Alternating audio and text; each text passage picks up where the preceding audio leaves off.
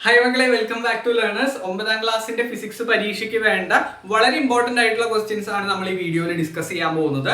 ഇത് based upon previous year question paper ആണ്. കഴിഞ്ഞ വർഷത്തെയും അതുപോലെ തന്നെ ഇത്തവണ നമുക്ക് ചോദിക്കാൻ സാധ്യതയുള്ള നിങ്ങളിപ്പോൾ സെക്കൻഡ് ടേമിന്റെ എക്സാമും ഫസ്റ്റ് ടേം എക്സാമും ഒക്കെ എഴുതി കഴിഞ്ഞു അല്ലേ? അപ്പോൾ അതിനൊക്കെ ബേസ് ചെയ്തിട്ട് നമുക്ക് ഇത്തവണത്തെ ആനുവൽ പരീക്ഷയ്ക്ക് എങ്ങനെയൊക്കെ ക്വസ്റ്റ്യൻ വരാം, ഏതൊക്കെ ആംഗിളിൽ ക്വസ്റ്റ്യൻ വരാം എന്നുള്ളതാണ് ഈ ഒരു വീഡിയോയിൽ ഞാൻ പറയാനായിട്ട് പോകുന്നത്. ഓക്കെ, അപ്പോൾ എല്ലാവരും കൃത്യമായിട്ട് നോട്ട്ബുക്കും പേനയും എടുത്ത് വെച്ചിരിക്കുക. അപ്പോൾ നമുക്ക് എന്ത് ചെയ്യാം, ഫസ്റ്റ് ക്വസ്റ്റ്യനിലേക്ക് പോവാം. ഫസ്റ്റ് ക്വസ്റ്റ്യൻ എന്ന് പറയുന്നത് ഗ്രാവിറ്റേഷൻ എന്ന് പറയുന്ന ചാപ്റ്ററിൽ നിന്നാണ്. ഗ്രാവിറ്റേഷൻ വളരെ സിമ്പിൾ ആയിട്ടുള്ള ചാപ്റ്റർ ആണ്. ഇക്വേഷൻസ് മാത്രം പഠിച്ചാൽ മതി, ആ ഒരു കൺസെപ്റ്റ് നിങ്ങൾക്ക് കൃത്യമായിട്ട് കിട്ടിക്കോളും. ഓക്കെ, അപ്പോൾ ഫസ്റ്റ് ക്വസ്റ്റ്യൻ നിങ്ങളൊന്ന് വായിച്ചു നോക്കൂ. The mass of an object is 100 kilogram. ഒരു വസ്തുവിന്റെ മാസ് 100 കിലോഗ്രാം ആണ്. Calculate the following. താഴെ പറയുന്ന രണ്ട് കാര്യങ്ങൾ കാൽക്കുലേറ്റ് ചെയ്യണം. Okay, first one, weight on the centre of the earth. അതായത് ഭൂമിയുടെ കേന്ദ്രത്തിലെ വെയിറ്റ് കണ്ടുപിടിക്കണം. അതായത് ഭൂമിയുടെ കേന്ദ്രത്തിലെ ഭാരം നമുക്ക് കണ്ടുപിടിക്കണം. അപ്പൊ ഭാരം കാണാനുള്ള ഇക്വേഷൻ നിങ്ങൾ നിർബന്ധമായിട്ടും അറിയണം അല്ലെ? വെയിറ്റ് കാണാനായിട്ടുള്ള ഇക്വേഷൻ വെയിറ്റ് ഈക്വൽ ടു അല്ലെ mg എന്ന് നിങ്ങൾ പഠിച്ചിട്ടുണ്ട്. അറിയാത്തവരുണ്ടെങ്കിൽ ഈ ഒരു ഇക്വേഷൻ പഠിച്ചു വെക്കുക. W equal to mg. W എന്ന് പറഞ്ഞാൽ വെയിറ്റ് ആണ്, m എന്ന് പറഞ്ഞാൽ മാസ് ആണ്, g എന്ന് പറഞ്ഞു കഴിഞ്ഞാൽ ആക്സലറേഷൻ ഡ്യൂ ടു ഗ്രാവിറ്റി ആണ്. ക്ലിയർ ആണല്ലോ? യെസ്. ഇനി ഒരു കാര്യം കൂടി നിങ്ങൾക്ക് പറഞ്ഞുതരാം. ഭൂമിയുടെ സെന്ററില്, ഭൂമിയുടെ കേന്ദ്രത്തില് ജീന്റെ വാല്യൂ എന്തായിരിക്കും? 0 ആയിരിക്കും. ഇത് നിങ്ങൾ നിർബന്ധമായിട്ടും അറിയണം. ഭൂമിയുടെ സെന്ററിൽ ജീന്റെ വാല്യൂ 0 ആയിരിക്കും. ഓക്കെ, അപ്പൊ നമുക്ക് ഫസ്റ്റ് ക്വസ്റ്റ്യൻ ചെയ്യാം. ചോദ്യമാണ് ഞാൻ ചെയ്യുന്നത്. ഇക്വേഷൻ നമ്മൾ എഴുതി വെച്ചു. W ഈക്വൽ ടു mg എന്ന് പറഞ്ഞിട്ട് എഴുതി വെച്ചു. എന്നിട്ട് നമ്മൾ ചെയ്യേണ്ടത് W ഈക്വൽ ടു എമ്മിന് പകരം നമുക്ക് എന്ത് കൊടുക്കാം? 100 കിലോഗ്രാം. ബിക്കോസ് ഇവിടുത്തെ മാസ് എന്ന് പറയുന്നത് 100 കിലോഗ്രാം ആണ്. അപ്പൊ 100 ഇൻറ്റു, ഇനി നമുക്ക് G കണ്ടുപിടിക്കണം. G കണ്ടുപിടിക്കേണ്ട ആവശ്യമുണ്ടോ? ഇല്ല. അവർ ക്വസ്റ്റ്യനിൽ പറയുന്നുണ്ട് സെന്റർ ഓഫ് ദ എർത്ത് ആണ്, അതായത് ഭൂമിയുടെ സെന്ററിലാണ്. ഭൂമിയുടെ സെന്ററിലായതുകൊണ്ട് ജീന്റെ വാല്യൂ എത്രയാണ്? 0 ആണ് അല്ലേ? യെസ്, 0 ആണ്. അപ്പൊ 100 ഇൻറ്റു 0 എന്ന് പറഞ്ഞു കഴിഞ്ഞാൽ എത്രയാണ്? 0 ആണ് അല്ലെ? 100 ഇൻറ്റു 0 എന്ന് പറഞ്ഞാൽ 0 ആണ്. അപ്പൊ നമുക്ക് അവിടെ മനസ്സിലായി, ഏതൊരു വസ്തുവിനെയും ഭൂമിയുടെ സെന്ററിൽ കൊണ്ടുവച്ച് കഴിഞ്ഞാൽ അവിടുത്തെ വെയിറ്റ് എന്തായിട്ട് മാറും? 0 ന്യൂട്ടൺ ആയിട്ട് മാറും. ഓക്കെ, 0 ആയിട്ട് നമുക്ക് കിട്ടും. ക്ലിയർ ആണല്ലോ? ഇതാണ് നമുക്ക് ഫസ്റ്റ് ക്വസ്റ്റ്യൻ ചെയ്തത്. ഇനി രണ്ടാമത്തെ question, weight of the object on the Jupiter. ഇനി ഇതേ വസ്തുവിനെ ഞാൻ ജൂപ്പിറ്ററിലേക്ക് കൊണ്ടുപോയി വെക്കുകയാണ്. ഓക്കെ, ജൂപ്പിറ്ററിലേക്ക് കൊണ്ടുപോയി വെക്കുമ്പോൾ നിങ്ങൾ ഓൾറെഡി എന്ത് പഠിച്ചിട്ടുണ്ട്? ഇക്വേഷൻ പഠിച്ചിട്ടുണ്ട്. W ഈക്വൽ ടു mg ആണ്. അപ്പൊ മക്കളെ, ജീന്റെ വാല്യൂ നിങ്ങൾക്ക് അറിയോ? പക്ഷെ ക്വസ്റ്റ്യനിൽ തന്നിട്ടുണ്ട്. ക്വസ്റ്റ്യനിൽ എത്ര തന്നിട്ടുണ്ട്? ജൂപ്പിറ്ററിലെ ജീന്റെ value 23.1 metre per second square ആണ്. ഓക്കെ, അപ്പൊ നമുക്ക് എന്താ ചെയ്യേണ്ടത്?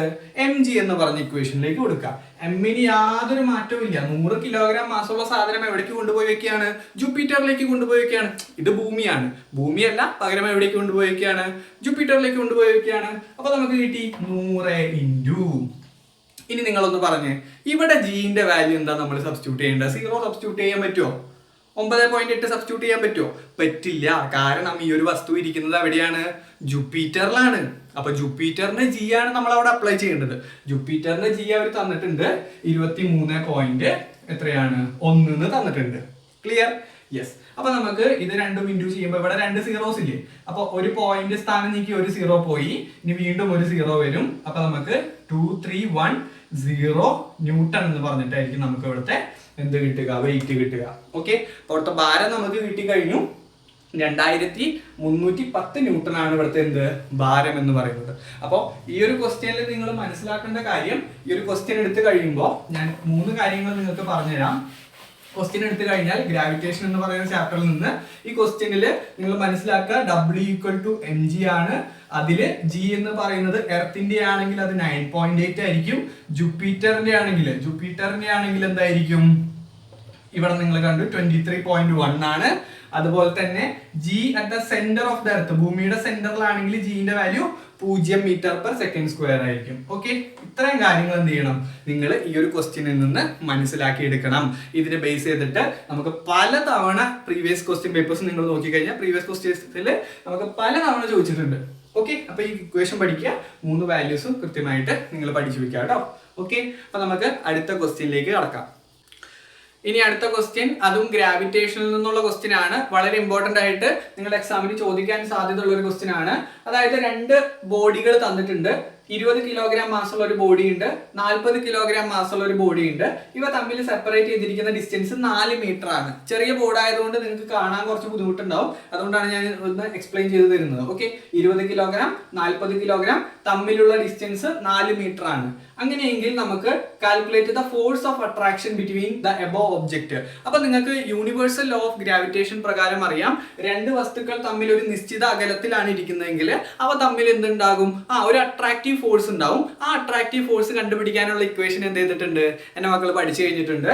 ആ ഫോഴ്സിന്റെ ഇക്വേഷൻ ആണ് F is equal to G m1 m2 by d square. ഈ ഇക്വേഷൻ നിങ്ങൾക്ക് അറിയില്ലെങ്കിൽ ഇപ്പൊ തന്നെ നിങ്ങൾ നോട്ട്ബുക്കിലേക്ക് എഴുതി വെക്കുക.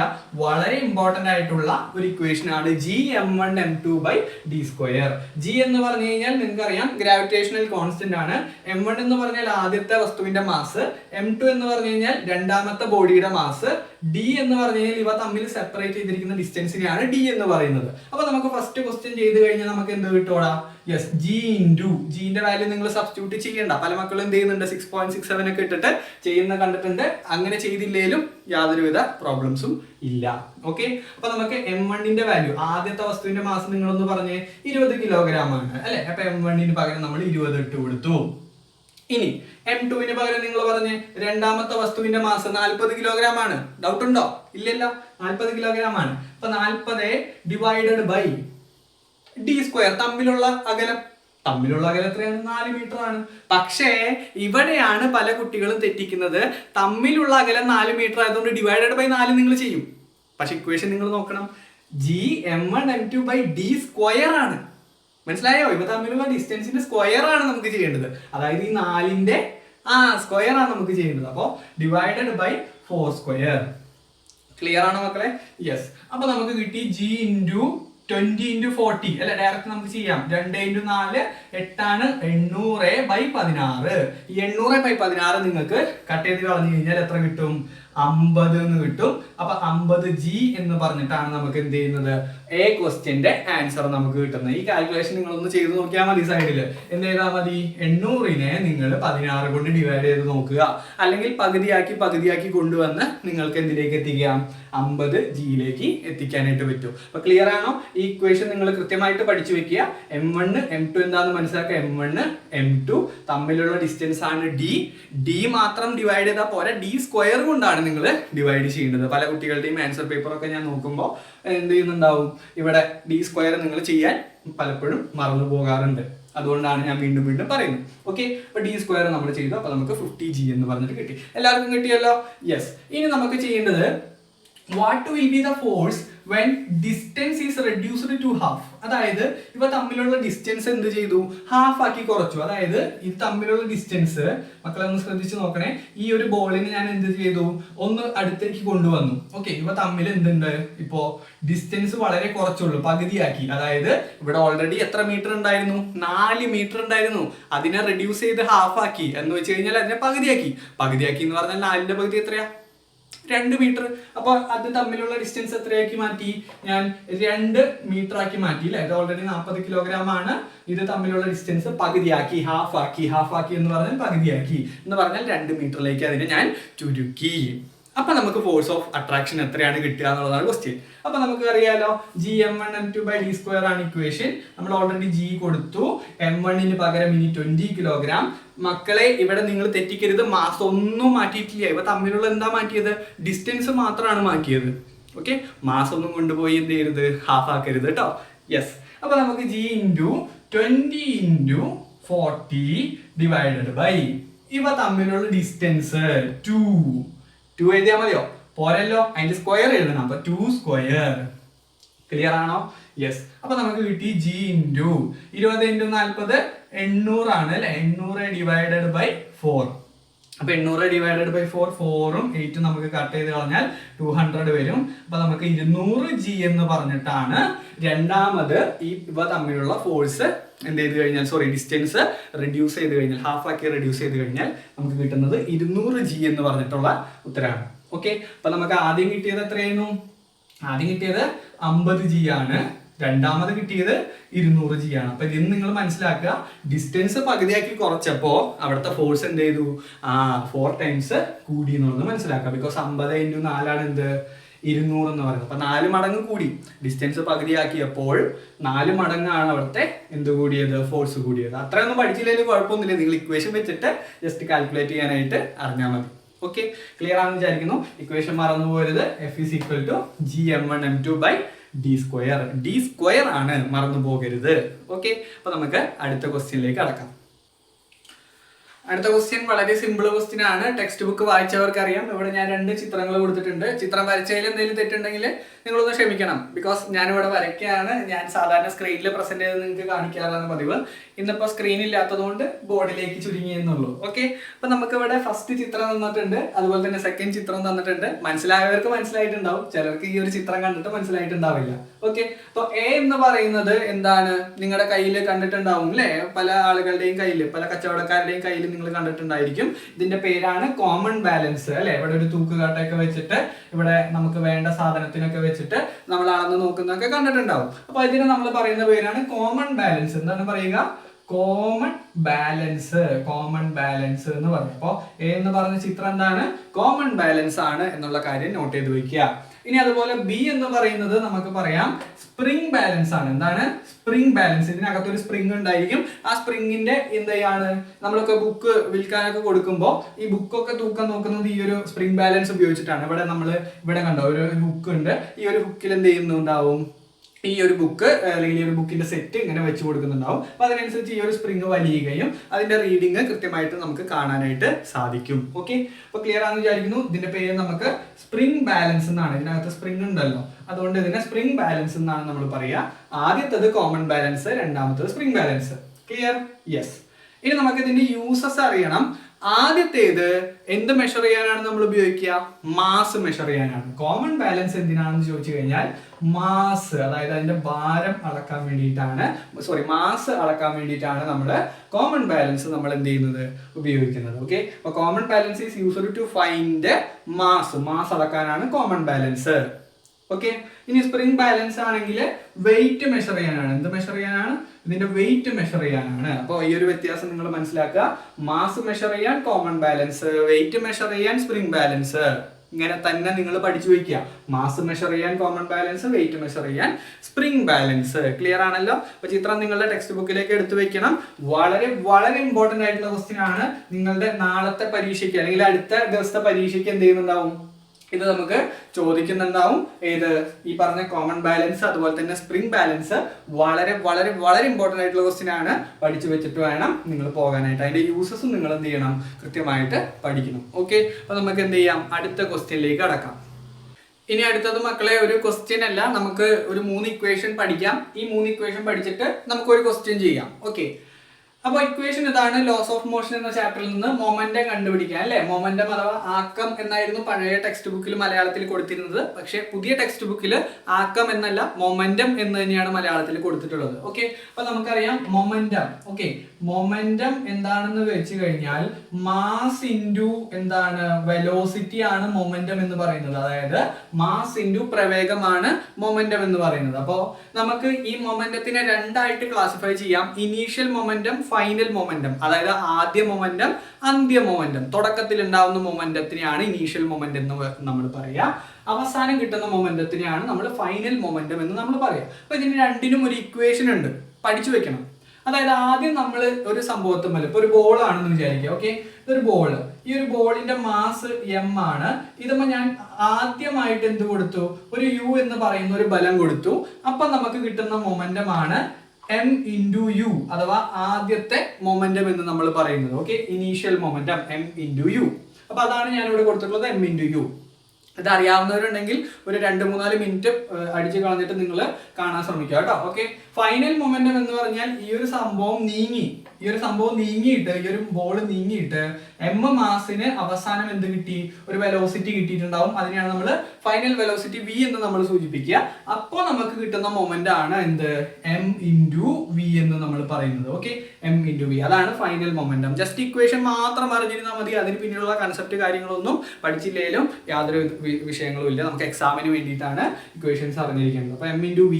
ഇനി rate of change of momentum, ഇത് ഈ മൊമെന്റത്തിൽ വന്നിട്ടുള്ള മാറ്റം അല്ലെങ്കിൽ അതിന്റെ ഒരു നിരക്ക് പറയുന്നത് നമ്മൾ mv മൈനസ് mu/t, അതായത് final momentum minus initial momentum, അന്ത്യ മൊമെന്റത്തിൽ നിന്ന് ആദ്യ മൊമെന്റം കുറച്ചിട്ട് സമയം കൊണ്ട് ഡിവൈഡ് ചെയ്ത് കഴിഞ്ഞാൽ നമുക്ക് എന്ത് കിട്ടും?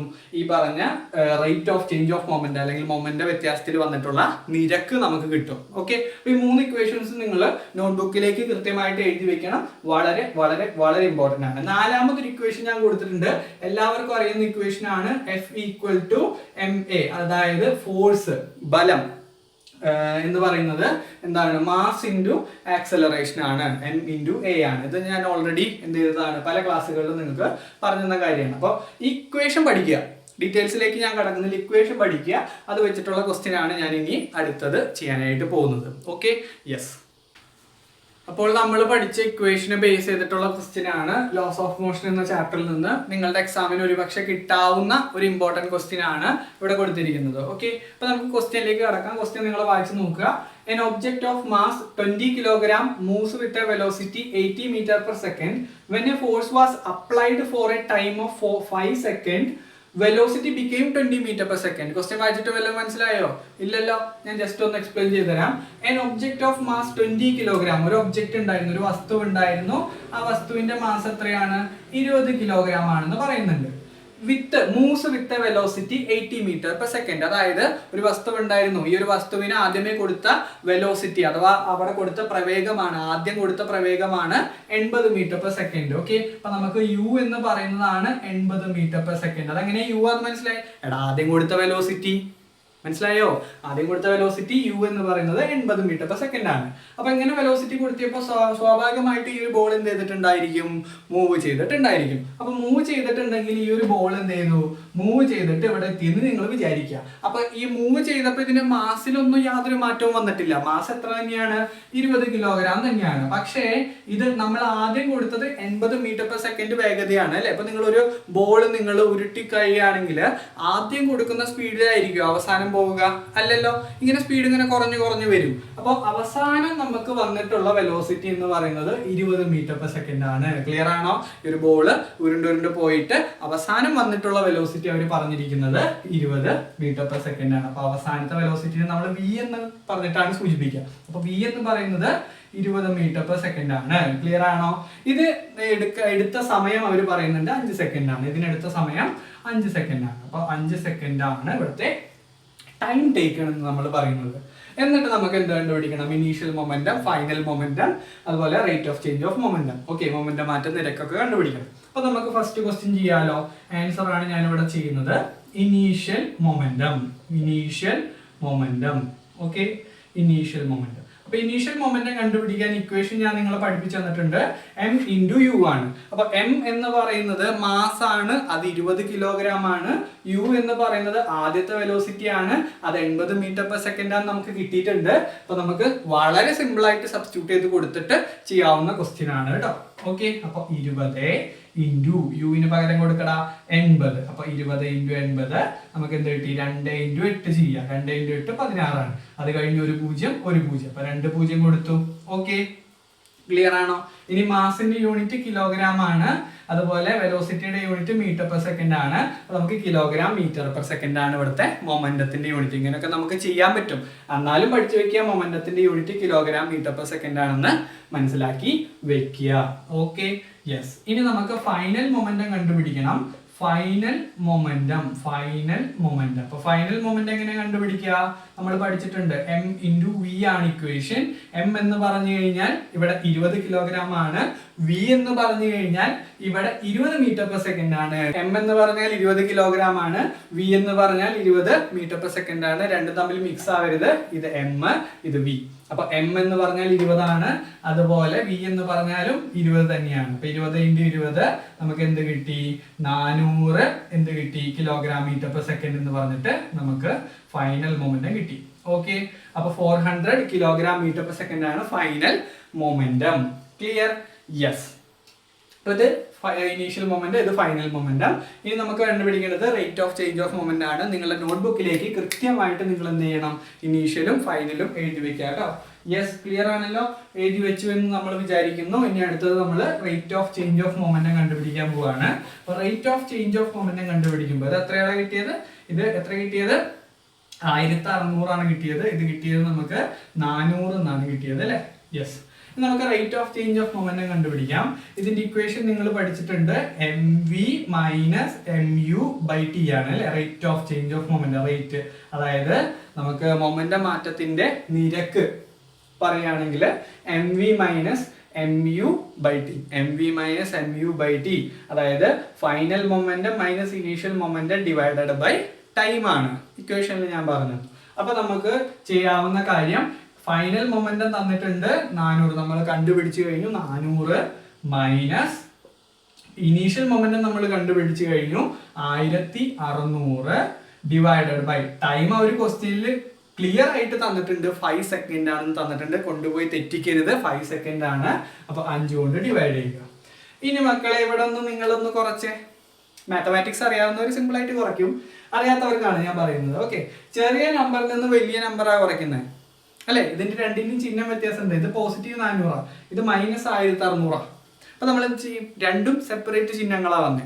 അപ്പൊ നിങ്ങൾ ആലോചിക്കേണ്ട കാര്യം, വലിയ നമ്പറിൽ നിന്ന് ചെറിയ നമ്പർ കുറയ്ക്കാം, വലുതിൽ നിന്ന് ചെറുത് കുറച്ച് വലുതിന്റെ ചിഹ്നം ഇടുക. ഇതാണ് നമ്മുടെ ഒരു ടാക്ടിക്സ് എന്ന് പറയുന്നത്. വലുതിൽ നിന്ന് ചെറുത് കുറച്ച് വലുതിന്റെ ചിഹ്നം ഇടുക, വലുതിൽ നിന്ന് ചെറുത് കുറച്ച് വലുതിന്റെ ചിഹ്നം ഇടുക.